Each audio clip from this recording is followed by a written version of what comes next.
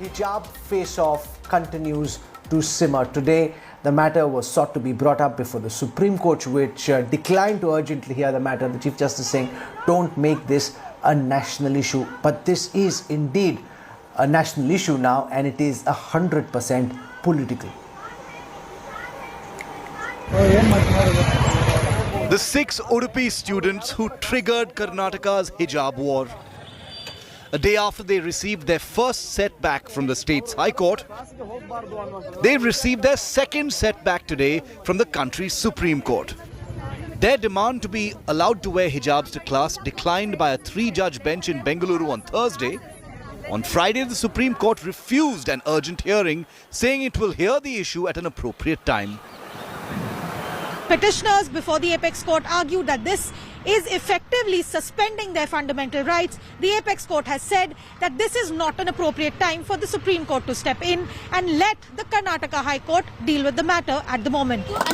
Continuing with its agenda-setting coverage of the story grabbing national attention, India Today's reporters also spotted protests breaking out in several parts of the country. From Chennai,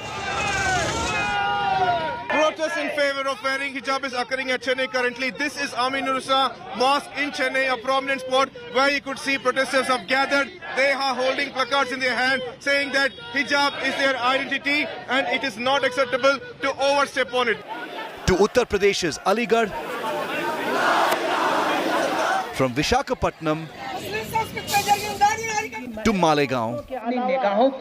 As the protests spread and intensified, netas faced off on an issue that is no longer confined to Karnataka.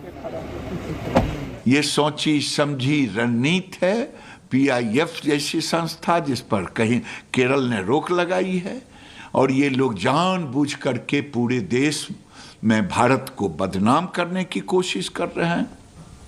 Pakistan की entry हो गई।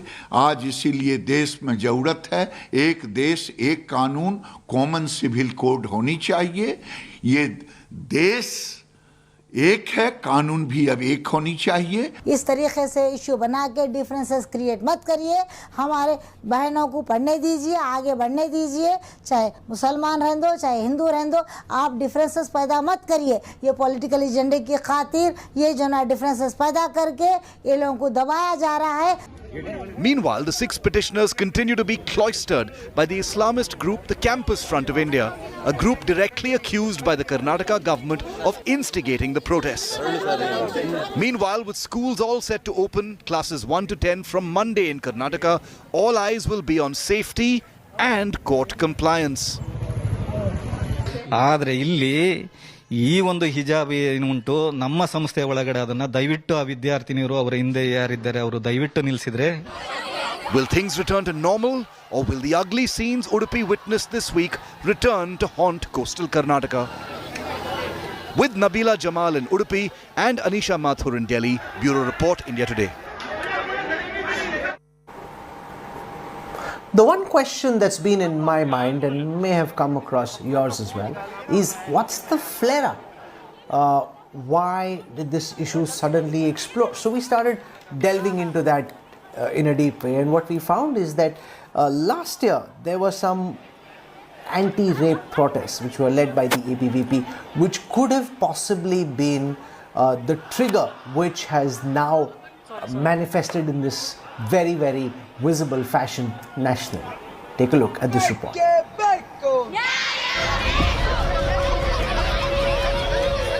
What triggered this hijab versus saffron shawl showdown in Karnataka? What fueled protests that have gone national?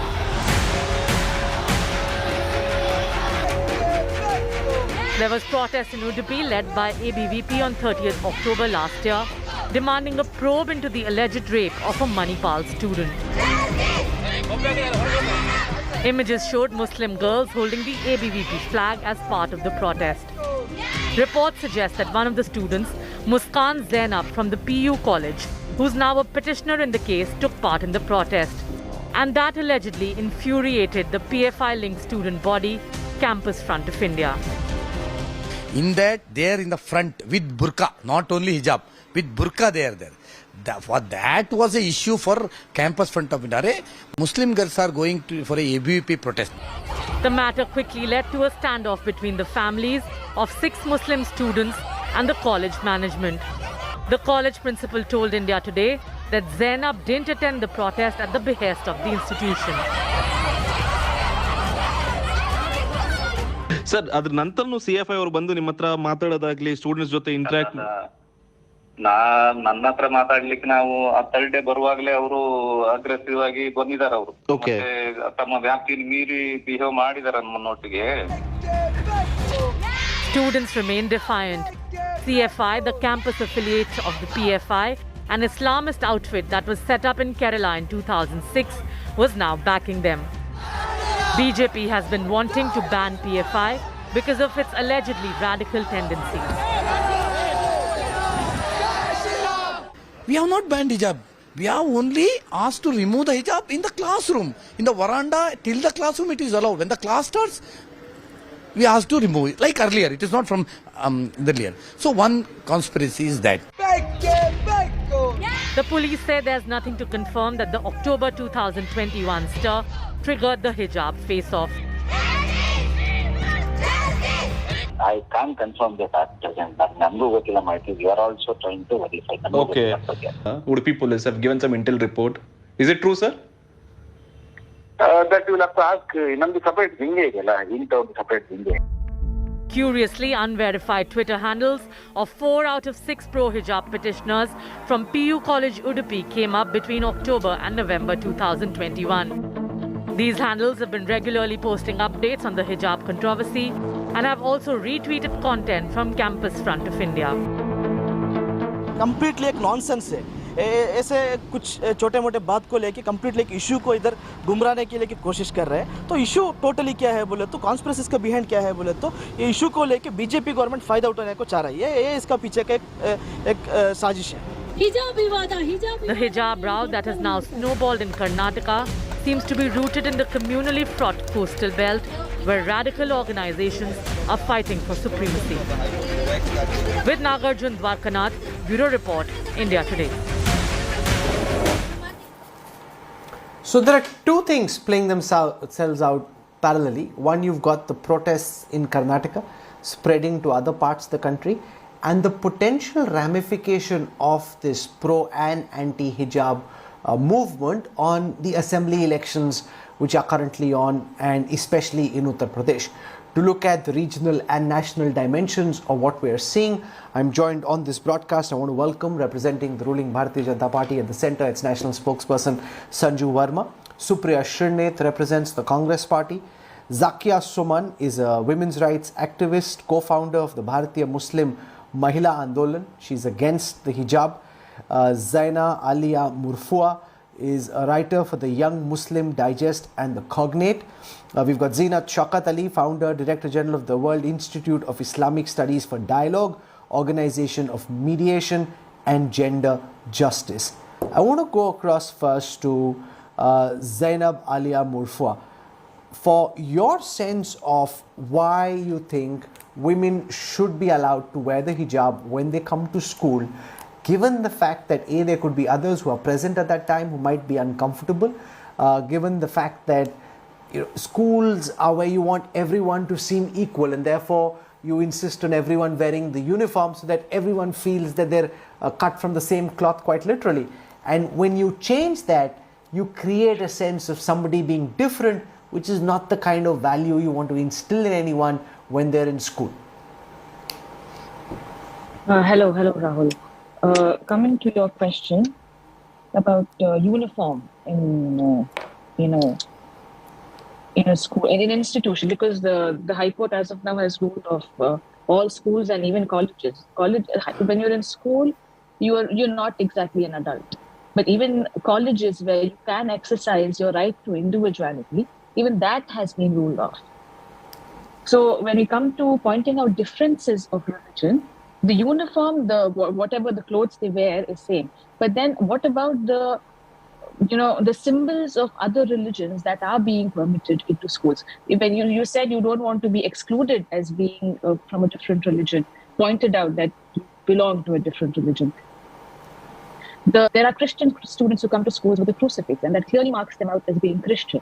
And then you have Hindu students coming in maybe bindis and those the religious threads that they wear on their hand and the threads in their neck.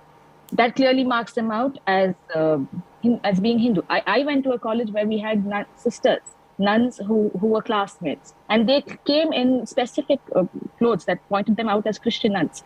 If we're completely banning out these things, by banning out the hijab, we need to ban out these things also.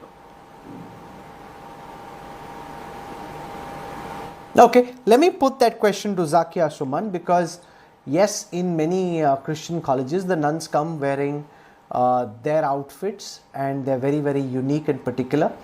Many Hindus wear the Rudraksh, they wear bindis, and therefore if those aren't prohibited, then why should anyone oppose to wearing a hijab, especially since it's not school children we're talking about people in college, and you're above 18, you have the right to choose. It's not something that society, morals, principles or law should be dictating for you. It should be an individual's right to choose. Zakia Suman.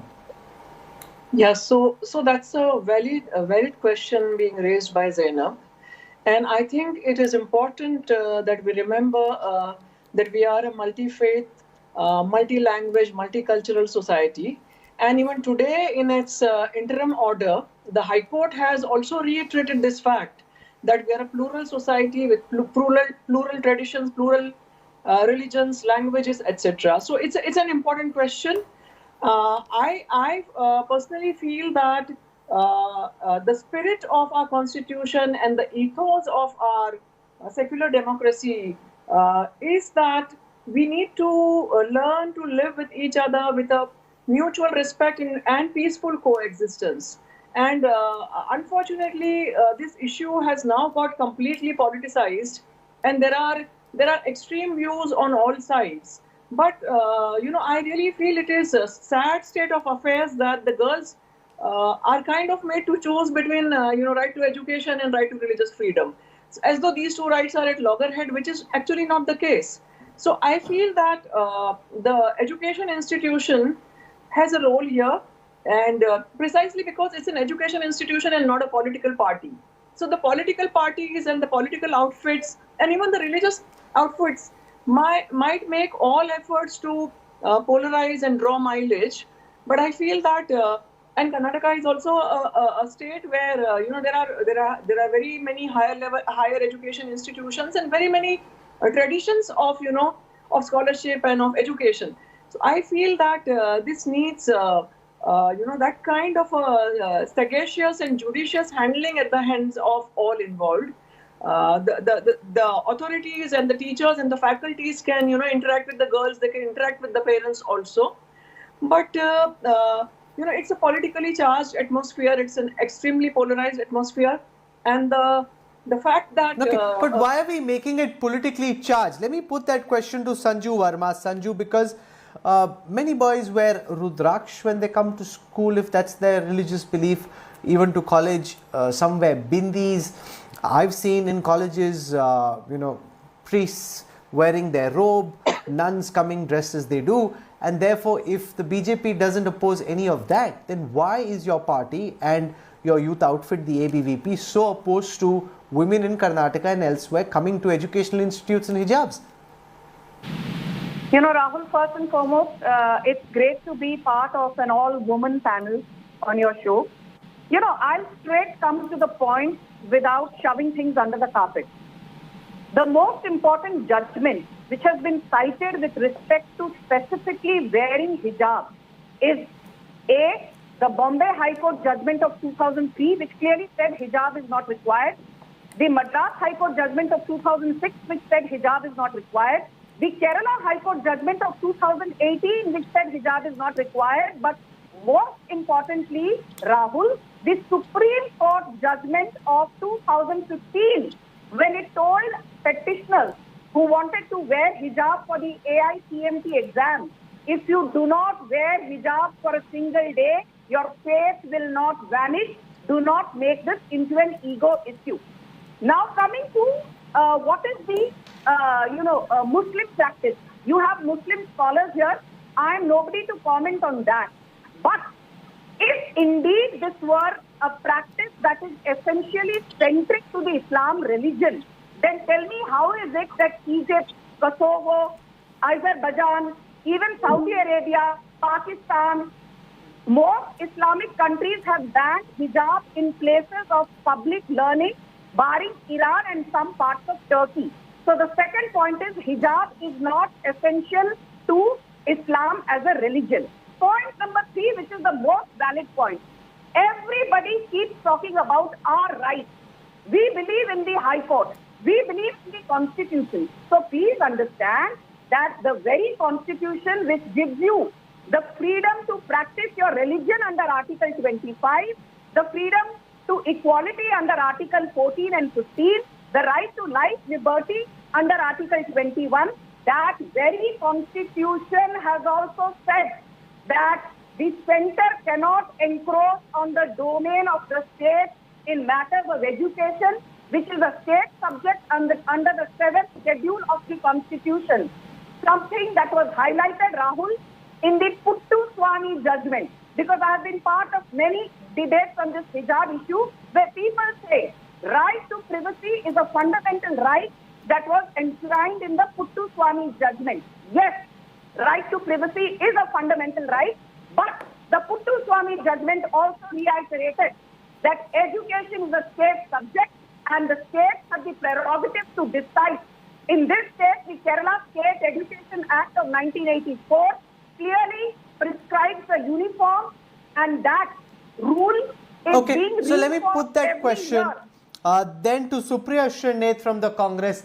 I have with me court orders from Kerala, Bombay and the Madras High Courts, and I just want to quote to you in the Fatima Tasneem versus the state of Kerala case from the Kerala High Court in 2018, where a single judge bench of the Kerala High Court ruled saying that collective rights of the school must be given primacy over individual rights of the students. And it goes on. For example, the Fatima Hussain Syed versus the Bharat Education Society case in 2003 also says a girl student not wearing a headscarf or head covering studying in an exclusive girls section cannot be said to be in any manner acting inconsistent with the verse 31 of the Holy Quran. And therefore, especially given that it's a educational institute and not a place of religious worship, everyone should come so that everyone feels that they're cut from the same cloth and no one feels that they're different. That's the argument that Sanju Verma and many like her are making. Supriya Srinath. So first up, I don't think we can bring our personal beliefs into this, whether I believe in hijab or ghungat or not. I don't think it's about that. I personally feel, and I feel this very strongly, it boils down to a choice. अगर हिजाब थोपोगे तो नहीं पहनूंगी, अगर नोचोगे तो उसका साथ दूंगी. It all boils down to that. It has to boil down to personal freedom. These are not toddlers wearing hijabs. These are adults wearing hijabs. The reality, Rahul, is that the issues are very different from the debate we are doing. The issues are about jobs and economy and all of that. But why are we debating hijab today? And I think we just need to step for a second back and say, why is there a need for this religious assertion that people are feeling all across the country? Why is it that a lot of people I now know are wearing the tikka, or women are resorting to wearing more hijab? Because there is this polarized atmosphere, this narrative in the country. And if you ask me, it's not just about a choice. What was most worrying about this entire issue, forget about hijab, right, wrong, whatever, was a visual that disturbed me. A girl gets off her scooty and she's heckled by a bunch of 60 people who think they can harass her and chant Jai Shri Ram. A, they are demeaning and defiling my religion that I practice, which is Hinduism, because my religion doesn't permit that. And B, this is heckling, this is harassment, and it has to be treated like that. No man can tell a woman what to wear increasingly in this country, and I think which is why it is such a politically charged argument and a narrative. Increasingly in this country, you're being told who you can love, what you can wear, who you can marry, where you can go, where can you go and worship. This is not what we stand for. Somebody spoke about Azerbaijan and Pakistan and some other places like Turkey. Thank God we are not that. Thank God we are India, where we have a secular democracy that gives us the right to choose. And I also want to say one last thing. We cannot make this a binary choice. I did not speak in between. I did not speak in between. Please. I did not speak in between. At least give me Let the us speak. Let us speak. For 3.5 Because minutes. because this is disconcerting. One second. Both faders down. I can't run a debate like this. This will happen one at a time. At my askance, please. Otherwise, I can't run this conversation. Sanju Verma, Supriya makes an important point. Look at the images on your screen from the 8th of February. A girl wearing a hijab is walking. She gets heckled, harassed by people who obviously have an alternate point of view, who don't like the fact that she's wearing the hijab. Now, that is wrong. Just imagine you're doing something as an expression of your independent choice, and you've got other people who don't like what you're doing coming very aggressively, heckling, harassing you. This is totally wrong, regardless of whether you think it's a good idea to wear a hijab or not. Rahul, I'm so glad that, this point came about that so-called disturbing visual. I say with tremendous responsibility. I'm as emancipated as any woman can be. I'm very modern in my thoughts. At the same time, I will not say right to a wrong and wrong to a right. The woman was very aggressive. The men were equally aggressive. Did any of the men in that visual physically abuse her, verbally abuse her? They had an aggressive body language. You have a problem with an aggressive body language, but you don't have a problem. They're abusing her. Ma'am, they're abusing her. It's clear as day. They're chasing her. They're aggressing. May I finish? Point of view. You asked me a question. Please rebut me after I'm done. Rahul, the point is that in this country, people aggressively chanting Jai Shri Ram is a problem. But in the same country, 2 days back in Jharkhand for celebrating Saraswati Puja, when a Rupesh Pandey is hacked to death, the Congress is absolutely quiet. This is the same country where, there is the Bashirahat riot, there is the Bhaduria riot, there is the Muzaffarnagar riot. If this monologue ends, I would like to come in. And the Congress has never spoken about even condemning the 1984 anti-Sikh pogrom. Okay, let Supriya Shirnet counter. They're chanting Jai Shri Ram. Sanju Verma doesn't find that aggressive or problematic. Supriya. Absolutely. What about you get me another woman wearing burqa? Rahul, Supriya Shirnet. No, Supriya. Sanju's fader goes down. Supriya. And I hope when somebody else speaks, only her fader will go down and not mine, because that isn't fair that I was making a point, you put down my fader. Not fair, but anyways. I have only one thing to say. Point me one other man, one other woman who will say that this stance was aggressive and it's all right. I have a daughter that age and I'm not fine with 60 men coming at her and heckling her and harassing her.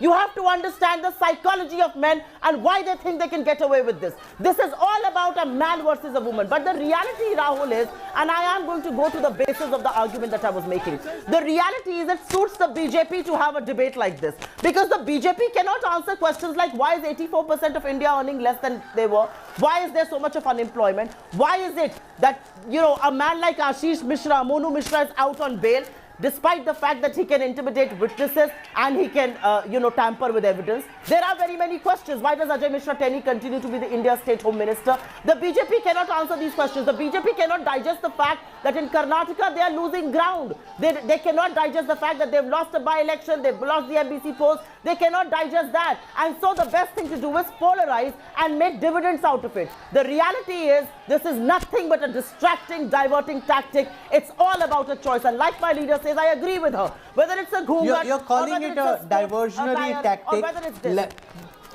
Absolutely, I am. Let me put that question to Zeenat Shaukat Ali, because there's a big election in Uttar Pradesh. Now, what happens in Karnataka is political, but it's localized because there is no immediate election. In Uttar Pradesh, upping the ante on the anti-hijab movement has political repercussions. Do you see this? How do you see this play itself out in the days to come? Could it become more than just a Karnataka issue, and what impact do you foresee on the big election in Uttar Pradesh, for example? It's a difficult prediction to make at this point of time, Rahul, but the question is very relevant because you see what has happened is now we are getting into this kind of a whirlpool which is sucking us in, which is, talking about the role of religion, national identity, the making of a political statement, gender equality, preserving culture. It's now getting all into one. And that is, I think, extremely dangerous.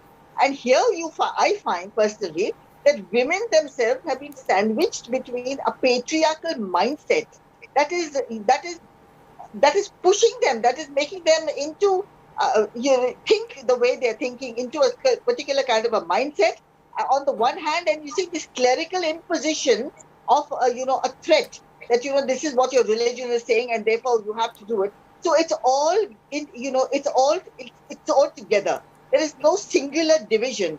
And yes, I think this entire this upheaval, this kind of thousands and lakhs of people gathering down the streets, I don't agree with it. But you see, there are reasons, like there was a bully by cases, where Muslim women were were abused in a way, and there were the Sulibai cases. There is the love jihad. There is the lynching. There is much going on with the minorities. So this also is part of this entire whirlpool in which things are being churned.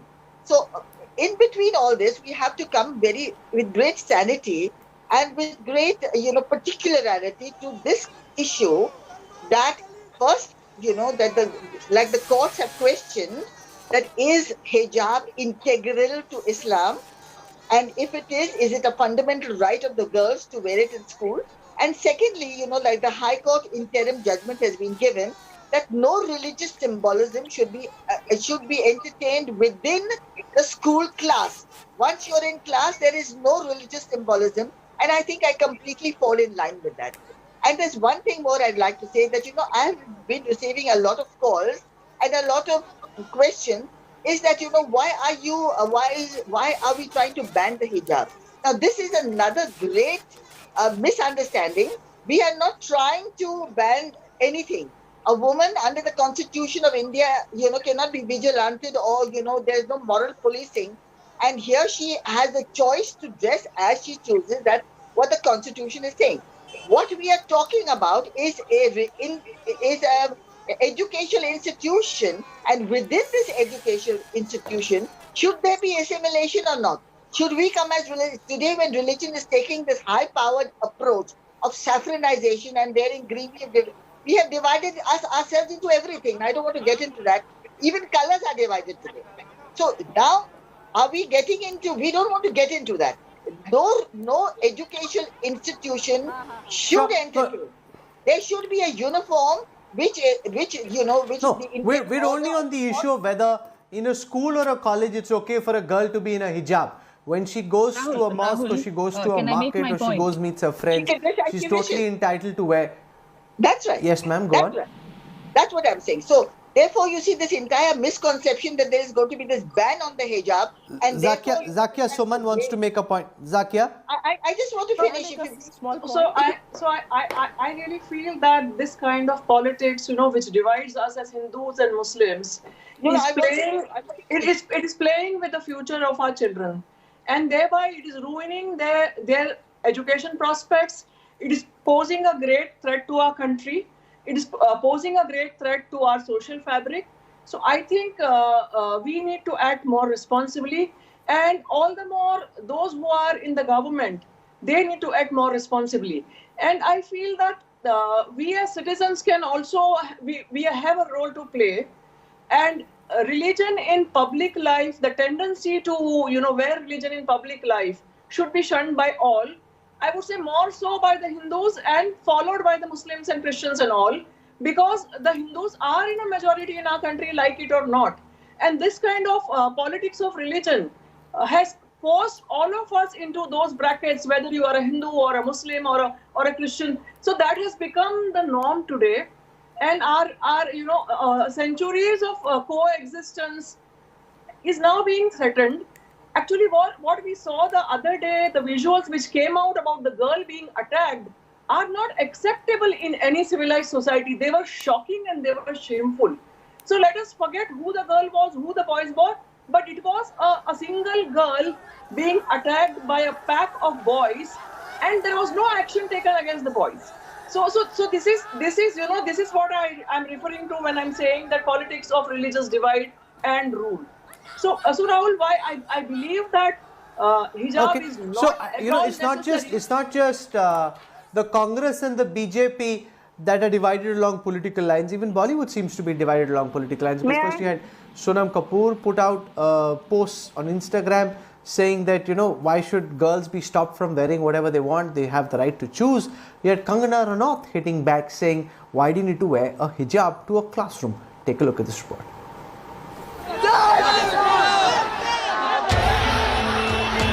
Protests and counter-protests. The hijab showdown in Karnataka has sparked a massive nationwide debate for and against a hijab ban in educational institutions. And now celebrities have waded into the entire controversy, with the likes of Sonam Kapoor, Kangana Ranaut and Shabana Azmi speaking out. Actor Sonam Kapoor shared this post on her Instagram stories, contending that if turbans are a choice, then why not the hijab? Sonam shared the post that's gone viral on Instagram, which has a picture of Canadian politician Jagmeet Singh, known for his anti-India rants.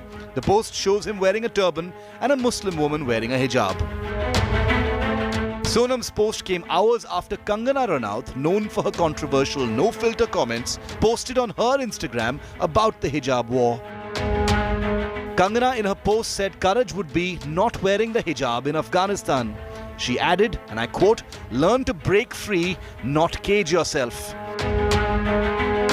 Soon after Kangana's Afghanistan comment, veteran actor Shabana Azmi hit back, taking to Twitter to slam Kangana's comparison of India and Afghanistan, saying India is a secular democratic republic, whereas Afghanistan is a theocratic state. Several celebrities, in fact, offered their condemnation days ago when a video had emerged of a Muslim student, Muskan, being heckled by saffron-clad boys. Lyricist Javed Akhtar, actor Swara Bhaskar, Richa Chadda all slammed the heckling and demanded action against the boys who were seen in the video.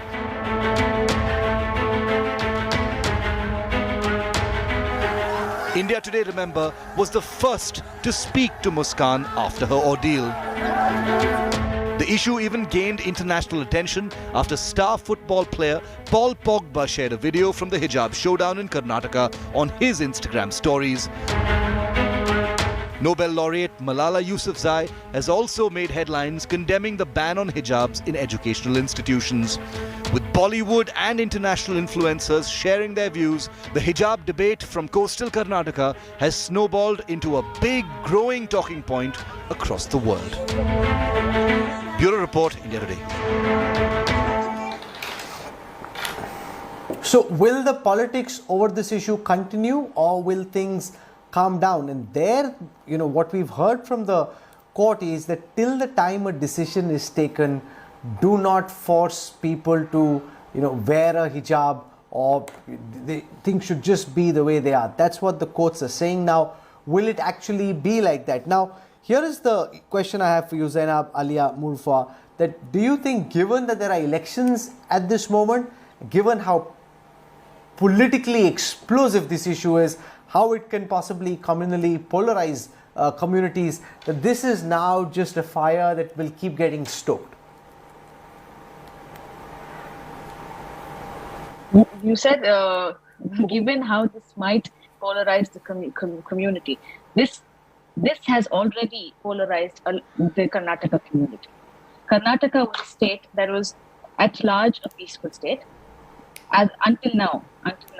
And coming to my point of what the panelists said about this having nothing to do with the UP elections, and this has nothing to do with the politics in general, why all of a sudden have we raised the issue of the hijab? Hijab is not something new. I'm sure all of you on your streets and all of you must have gone to school with people who are Muslim and came to schools in scarves. All of a sudden, why do we have the hijab as being the center of controversy? So for so many years, for all these years of independence, nobody thought it any problem. And suddenly we have a problem with the hijab exactly along the lines of an election. That is one. And then the BJP spokesperson, she said the boys who heckled her, they were not abusing her in any way. That many boys in a group and a lone girl, and with chanting Jai Shri Ram, you will. Once I stop speaking, I'm sure you will.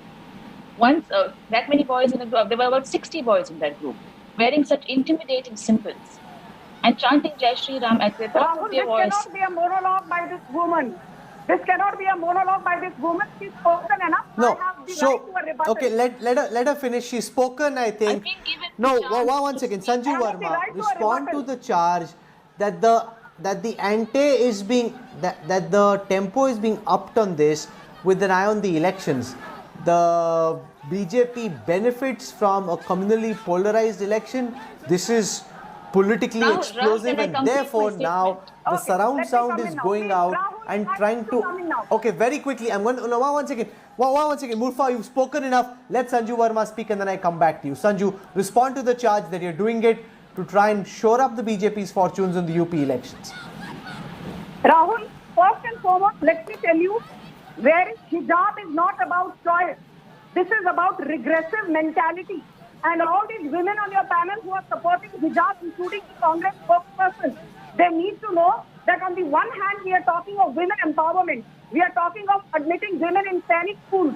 We are talking of more women as NCC cadets, more women in the parliament, more women in the army. And here the Congress spokesperson is saying, hijab pehna mera adhikar hai. And those men, I repeat, were not hounding that lone woman clad in burqa in Udupi, painting stones at college authorities.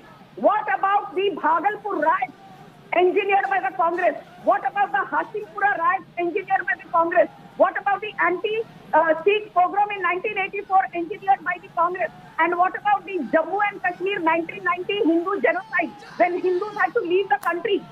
Is this burqa-clad woman on your panel? Has she once condemned the Hindu genocide of Kashmiri Pandits in 1990? No. But she will sit here and give a lecture to the BJP on secularism. Madam, I do not want a lecture on secularism. Okay, so you've spoken. Okay, let Zainab Alia Murfa respond to that. No, but we are not a Sharia state. Yes. Rahul, should this one second. Let Murfa respond to that this is.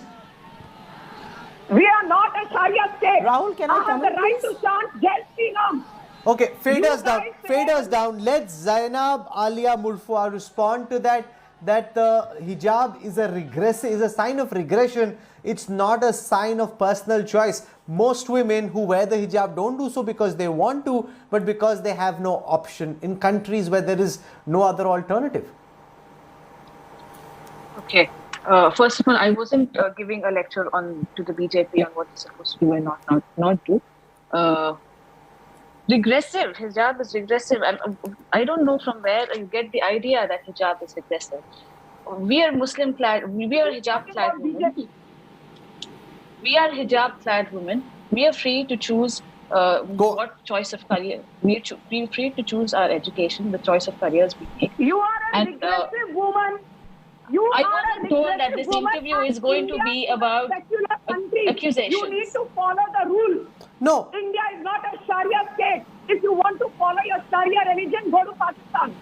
यहाँ बैठकर हमको secularism पर भाषण मत दो. The schools have a uniform. Okay, let us speak, please. Rahul, let us speak. She's done with her monologue, then I can wear that uniform. You need to adhere to the dress code. Okay, Sanju's fader goes down. Let her speak, Sanju. You're not letting her speak. Zainab Murfa, please conclude. As a mediator, I think, Rahul, you should be more effective with accusations like this. Yeah, so we're talking about regressive. I'm trying my best. Go on, please conclude. What makes you think that hijab makes a woman? All those girls that are coming to school, they are seeking education. If hijab was such a regressive thing, they would not be seeking an education. They would be at home, tied down and expected to have babies and look after those babies and look after homes and not be sent to school. And this is, mind you, not primary education. This is not up to grade 10 or anything like that. This is postgraduate education. This is for adults. She's made a choice that she's gone to school, that Muskan. If she had not made that choice, if she was not free to make that choice, if hijab was such a regressive... Final word, Supriya Shrinate, I'm running out of time. You wanted to make a political counter, so I'll give you that opportunity before I end. Go ahead, ma'am. I think more than a political counter, Rahul, I would only ask that I wish this regression, I wish this anger, I wish this outrage was also expressed by the BJP spokesperson, incidentally a woman here, when women were put up for auction on Bulli Bai and Sulli deals. I wish she had told Tirath Singh Rawat that a woman wearing a jeans cannot be judged for wearing ripped jeans. I wish she had told ML Khattar that just because women wear jeans, it doesn't give men the right to rape them. That's what he said, that women get raped because he wears jeans. I wish she had said all this, and then I would take her more seriously. The reality is that sitting here on Indian television and telling a woman, a fellow Indian to go to Pakistan shows their mentality and tells you where this debate is coming from. Now you know what I was talking about. Diversionary, distracting tactics to polarize the election. Rahul, I need 10 seconds, please. Okay, Zina Chaukat Ali, I'll come back to you, ma'am. Zina Chaukat Ali has her finger up. Let her speak. Okay, Zina Chaukat Ali, please, final words. Yeah, I just want to say that, you know, Islam has not taught you to wear this kind of a hijab. And it is extremely clear from an article that I have published. There is no time now, Rahul, to get into it. There are 7 verses in the Quran, none of which deal with clothing, where hijab is referred to. And when hijab is, and when jilbab and khimar, which are forms of dress, is referred to, and we are asked to cover yourself, that was a dress that is decent, that was a dress that was modest, that was a dress that was chaste. And I would like to say here that as a woman, I think my Hindu sisters also wear that. They're also decently clad. Just because, you know, we talk about, you know, this, we carry this banner, it doesn't mean that we are the only Pak Patija Naam Khatijas. So the whole point is that all of us, all women, you know, in India have that kind of clothing. And the Quran is asking you to wear decent clothing. There is no stamp on that. That it has to be this clothing or it has to be that clothing. Okay, I'm out of time on this debate. I need to thank our guests for joining us. I have a feeling that this issue will continue to simmer in the days to come, and we will take it up again. When I come back on the other side of a quick break, we look at what's happened in Uttar Pradesh, where the BJP is gunning for Akhilesh Yadav after the body of a 22-year-old Dalit girl was recovered from a plot belonging to a Samajwadi Party Neta. More details on the other side. Stay with us. Back in a moment. You're on board the Newstrack. Samajwadi Party leader Akhilesh Yadav is facing immense heat from the BJP after the body of a Dalit girl was found from a plot that belonged to a Samajwadi Party leader.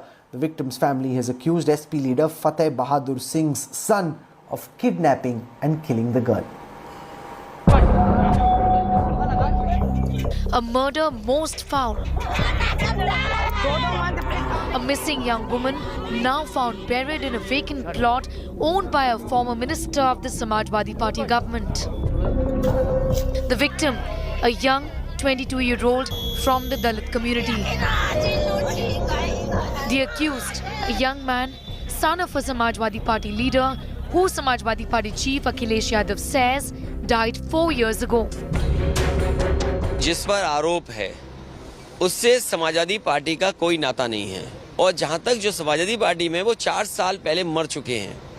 4 साल पहले उनका देहांत हो चुका है। उनके जिन पे आरोप है बेटे पर, वो पार्टी के किसी भी संगठन में किसी भी पद पर और कोई सदस्य पार्टी के नहीं है। Akhilesh Yadav distancing himself from the controversy. But in poll-bound Uttar Pradesh, the injustice to a young woman has become a huge flashpoint. किसी की बेटी के साथ अत्याचार हुआ, अखिलेश जी आपको दुख नहीं हुआ? मैं पूछता हूं अखिलेश जी से, डिंपल जी से, कि आखिरकार उस मां का क्या कसूर था जिसने अपनी बेटी को खोया है? अपहरण करने वाला आपकी पार्टी से संबंध रखता है, सपा का कार्यकर्ता है, समाजवादी पार्टी का चाल चरित्र चेहरा इसी में नजर आता है।